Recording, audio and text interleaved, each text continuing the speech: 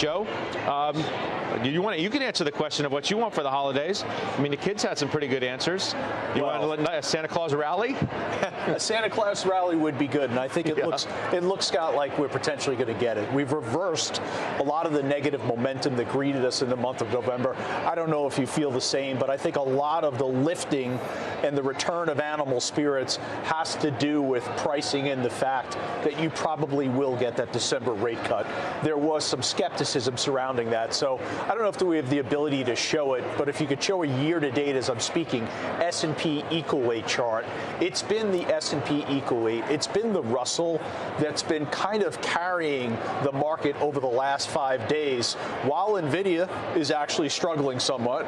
Thankfully, we have Alphabet to kind of offset that, but that broadening out narrative is back in play, and I think it's attributable to the potential for a December rate cut. Yeah, I mean, rates started moving a little bit lower, and that really ignited the Russell over the last few trading days before the Thanksgiving holiday. Malcolm, so we're putting together a good week. We've had a nice bounce back after that really, pretty significant bout of volatility that we had, and we may just eke out a gain for the month, which a week ago might have seemed unthinkable. Yeah, and I think Joe is making an important point that the equal weight is what's actually been performing well this month. It's surprising to me. You've heard me make the case several times that portfolio managers that have been underweight tech and have been trimming their tech positions going into the end of the year risk being caught out. I think that probably still holds true for the entire year, but it's interesting just specifically for the month of November that hasn't actually been the case. Yeah, Bryn, what about you? How does this next month and the last one of this year shape up, do you think? Well, I mean, we've owned the equal weight for a year and a half, and we're still waiting for it to catch up to the S&P. So I'm a little bit suspect of the small cap and equal weight rally, even though we own equal weight, just because it's still been a laggard. I think you're going to continue to see the market go up, but I think you're going to continue to also see this dispersion between the big names that we talk about all the time. And I think, Google, Nvidia, I think that's going to be a favorite hedge fund short, kind of like how Tesla and Uber was. But I know a lot of hedge funds went short Nvidia last week, long Google. And I think that kind of rotation will continue in that dispersion, which ultimately is a healthy thing. And I think that eliminates and kind of takes that bubble talk off when the market is doing that for you. And so you're just seeing that dispersion, I think, with these tech names just continuing to increase. This comeback that we've had, Steph, over the past week or so has made people a little more bullish, I think, into year-end. Goldman's trading desk, John Flood, puts out a report, says the wall of worry has been extremely high this year and remains omnipresent. It's a bullish signal, he says. The S&P 500 is closed on 36 all-time highs this year, the last one on October the 28th. I believe there are still more to come before we turn the page on 2025. This is what an end of year, and you know what, Joe alludes to it too, maybe an everything rally. That's what this could look like. Look, the market always worries about something. I actually worry when I don't worry, because that means that we're complacent. But I think the setup into the end of the year is very positive. Seasonally, on average, December is up about 1.5%. That's one thing. The second thing is the economy continues to surprise to the upside. We had very good weekly jobless claims this week that didn't get a lot of attention. And now you're at the 4-week moving average at something like 224,000 weekly jobless claims. That's very healthy. It's cooling, but it's not collapsing. So we have the labor market, and the leading indicator is weekly claims. That's actually okay, number one. Number two, durable goods rose almost 10% this past month.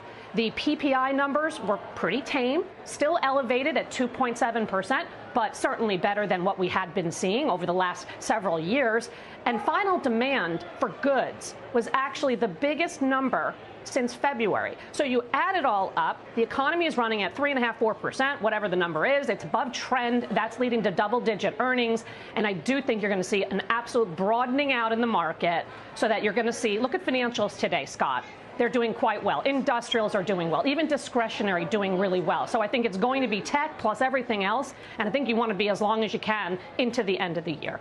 Wow, Joe, I mean, that sounds like an everything rally. We have stocks, bonds, gold, Bitcoin. Bitcoin's recovered a bit.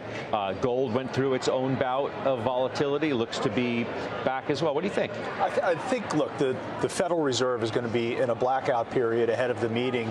So unless there's something that kind of takes away the probability of that rate cut coming in December, then the broadening out narrative, we lose momentum in that. But 52-week highs today, there's 17 of them.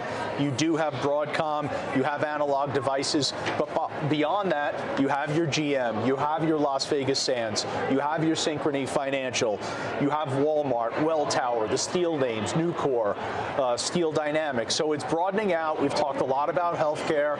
I've told you, continuing to build the position in the XBI as it moved towards 125. I don't know how Bryn feels about natural gas. I think natural gas is breaking out. I own EQT. That's at a high for a year. That's a trade I think you could look at. And I think also precious metals have come back nicely into play. GLD, which I have ownership, I'm actually looking to add to that position. Well, there you go. There's your February gold contract up about 1% here. A nice little move. I mean, we talked a lot about healthcare, as you said, and Malcolm, we have because it's been the place to be. By far the best sector in November, up 9.5% as a group. Comm services has been just fine too, but it's been a healthcare kind of market. Do you feel like it stays that way, or does it revert back to tech and AI? We're not so much talking about bubble. We're talking about Alphabet getting to $4 trillion in market cap. Well, I think it's important and also healthy for the conversation that finally another company is taking over the conversation, if you will. So we haven't really talked about Alphabet in the same way that we've talked about Microsoft and Nvidia and Amazon even for the last 18 months, roughly. So I'm glad to see another company kind of jumping into that race that we're talking about, who's going to dominate the sector. I also think that it's healthy that this rotation shows that there is some staying power for the AI trade. So to your question, I think that more than likely tech continues to be the thing that leads. The contributions, the investments into AI infrastructure have really been the thing that drove GDP the first half of this year. It's like half of all GDP spending the first half of this year was all related to AI capex. And so I think it's unrealistic that healthcare or anything else takes over that dominance anytime soon. 8 of the 10 largest companies in the S&P right now are tech names. 35% of all the weighting in the S&P are tech names. And I think that probably carries us through 2026 and beyond. Kind of a crazy month, Bryn, in terms of tech. When you look at the outperformers, you know, Alphabet obviously is a headliner story. It needs to get to 331.48. We just showed you that. But the fact that Nvidia was down 11% in the month, and Meta, Amazon, and Microsoft were also lower, this was a trade that, though it underperformed, down 5% as a technology group, Alphabet and Apple really carried it. It would look worse, much worse, if not for this Alphabet comeback. Yeah, I mean, I think that an Alphabet specifically, you know, obviously bought Alphabet right after earnings. And I think Alphabet right now, we've all known they've been vertically integrated all along.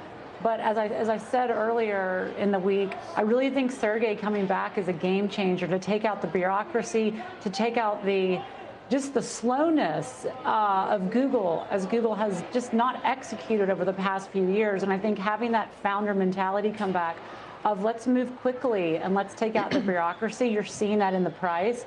And I would say about Nvidia, though, I know obviously Nvidia has traded a little bit down after this last earnings, but just to give some context so we don't hang on short-termism, is over the last 3 years, Nvidia is up 1,000%.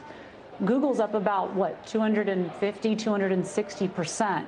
So, I mean, Nvidia has just been a beast. So, yeah, it's going to rest for a while. And what's even crazy is those earnings have grown just as fast as the stock on Nvidia. So I think it's taking a breather like it did last year. Remember when it couldn't get above 150 for close to a year? We're probably going to enter another time period that 180, 200 is going to be a peak. So like right now I have calls on 200 January calls, and I don't think it's even remotely going to get called away. So I'm happy to start selling calls on Nvidia right now while it's in this consolidation phase.